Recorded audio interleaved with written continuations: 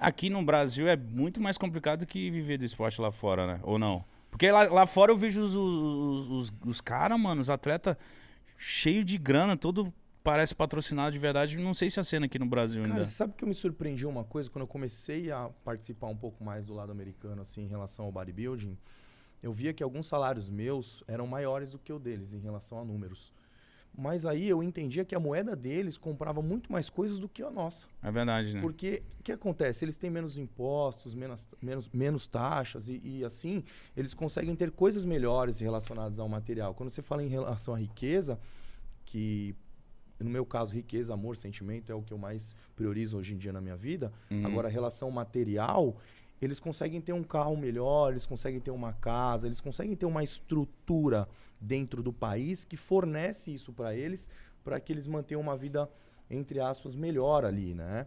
Claro que todos os países têm suas dificuldades, mas eu acredito que a moeda deles lá é um pouco mais direcionada a ter mais oportunidade de ter as coisas, né? Entendi que Uma ele quis dizer. casa. É porque uma casa hoje em dia, pra você ter uma casa, uma família hoje em dia no Brasil, é muito difícil. É E muito é o treta. básico pra gente. É muito Tem treta. gente que mora de aluguel até hoje. Né?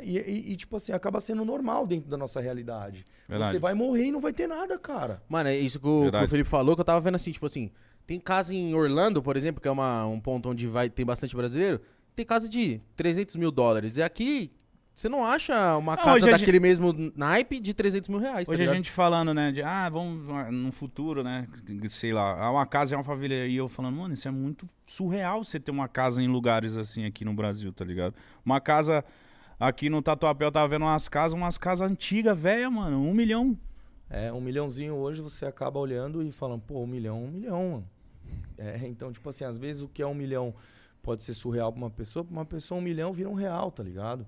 Dependendo da condição que ela tem de vida. E isso a gente encontra dentro do Brasil.